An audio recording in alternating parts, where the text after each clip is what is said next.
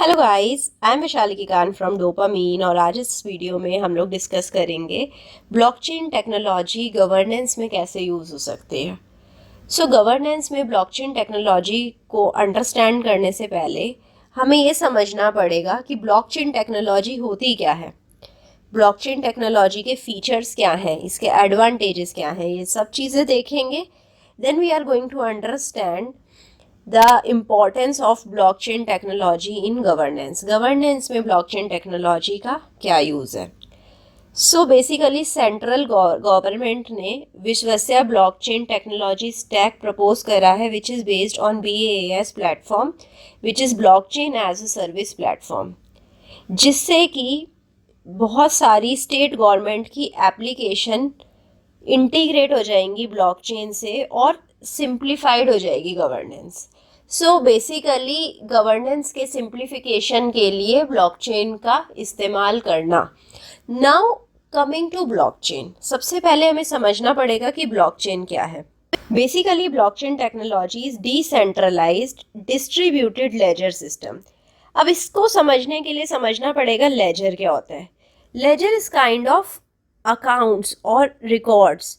Basically किसी भी चीज़ का रिकॉर्ड रखना, जैसे एक पर्सन है, उसके नेम का, उसके आइडेंटिटी कार्ड्स का, उसके एजुकेशनल सर्टिफिकेट्स का, ऐसे उसके लाइफ के सारी चीज़ों का रिकॉर्ड्स रखना और account. Basically that is ledger. It is a decentralised distributed ledger system. Decentralised है, राइट। यहाँ पर कोई सेंट्रल एजेंसी नहीं है जो इसे कंट्रोल करती हो या चेंज करती हो। It is distributed between various users, तो बहुत सारे यूज़र्स में डिस्ट्रीब्यूटेड रहता है, राइट। अब ये सब जो यूज़र्स हैं ये सारे ट्रांजैक्शंस को रिकॉर्ड करते हैं मल्टीपल कंप्यूटर्स में, जिससे कि ये जो ट्रांजैक्शंस है टेम्पर रेजिस्टेंट और ट्रांसपेरेंट हो जाती हैं।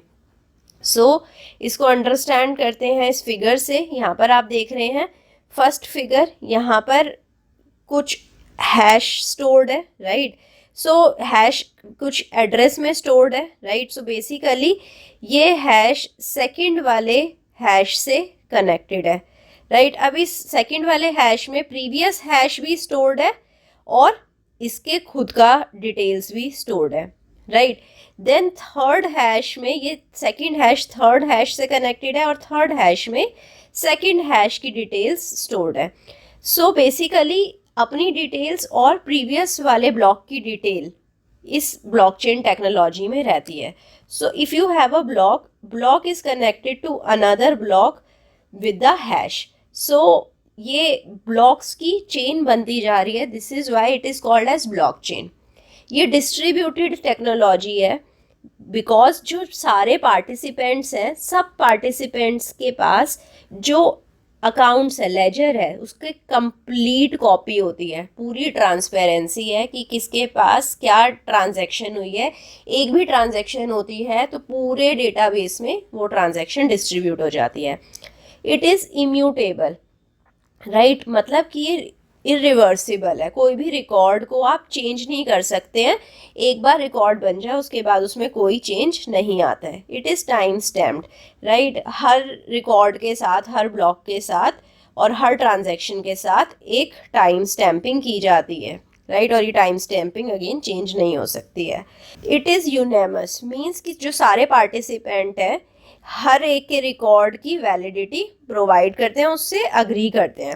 इट इज़ एनोनिमस, पार्टिसिपेंट की जो आइडेंटिटी है वो एनोनिमस रहती है, या तो उनके बारे में डिटेल्स ही डिस्क्लोज नहीं की जाती हैं या फिर कोई सूडो नेम के साथ उनको प्रेजेंट किया जाता है, गलत नेम के साथ, डिफरेंट नेम के साथ प्रेजेंट किया जाता है। इट इज़ सिक्योर, सारे जो रिकॉर्ड्स हैं एनक्रिप्टेड होते हैं, right. Then it is programmable, it is also called as smart contracts.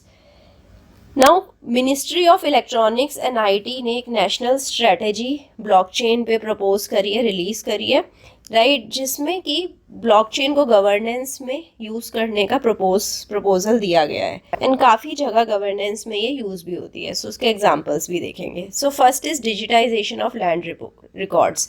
Basically India में जो लैंड रिकॉर्ड्स हैं मोस्टली वो पेपर बेस्ड हैं, उसमें टेम्पर हो सकता है बहुत इजीली, और होता भी है, जिसकी वजह से इतने डिस्प्यूट्स कोर्ट में जाते हैं, कोर्ट का इतना टाइम वेस्ट होता है, एनर्जी रिसोर्सेज सब वेस्ट हो रहे हैं। सो बेसिकली अगर ब्लॉकचेन का यूज़ हो जाए लैंड रिकॉर्ड्स के डिजिटाइजेशन में, उसके पूरे सिक्योरिटी में, सेफ्टी में, और उसके पूरे आगे के कन्वर्जन्स में, so we will have the tamper proof registry of land titles. जो भी लैंड टाइटल्स एंड रजिस्ट्री और टेम्पर प्रूफ रहेगी इससे आगे, right. It is based upon government of India का digital India land record modernisation programme. Tamper proof हो जाएगा, government के केसेस कम हो जाएंगे, सो बेसिकली लोड कम हो जाएगा कोर्ट्स के ऊपर से भी, गवर्नेंस के ऊपर से, with in the public distribution system. जैसे कि तेलंगाना में पायलट प्रोजेक्ट स्टार्ट किया गया था जिसने लीकेज भी रिड्यूस करी थी। कुछ भी डिस्ट्रीब्यूशन के केसेस में ब्लॉकचेन को यूज़ किया जा सकता है, जिससे ट्रांसपेरेंसी भी इंश्योर की जा सकती है। In the voting also, because again voting becomes a critical parameter, right, during again election time. So उस समय ये क्लेम किया जाता है by the opposition parties that the EVMs are forged, so again that becomes an issue। so उसको tackle करने के लिए सिक्योर वोटिंग सिस्टम बनाया जा सकता है यूजिंग द ब्लॉकचेन टेक्नोलॉजी, जिससे कि वोटर ट्रस्ट और उनका पार्टिसिपेशन भी आगे बढ़ जाएगा।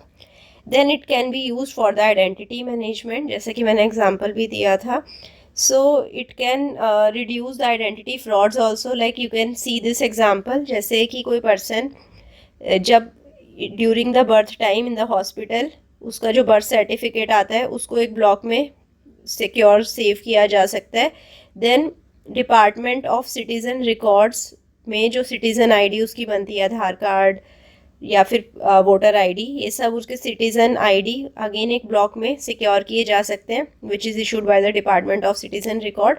स्कूल या यूनिवर्सिटी में जाता है तो उसके एकेडमिक प्रोजेक्ट्स, अवार्ड्स, रिकॉग्निशन, ये सब एक ब्लॉक में स्टोर किए जा सकते हैं।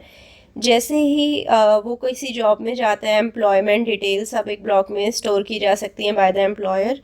सो then account details by the bank, it can also be stored in the block, and then the medical insurance detail by the insurance company. So all these will be saved in the blocks using the blockchain technology, जिससे कि identity frauds कम हो जाएंगे।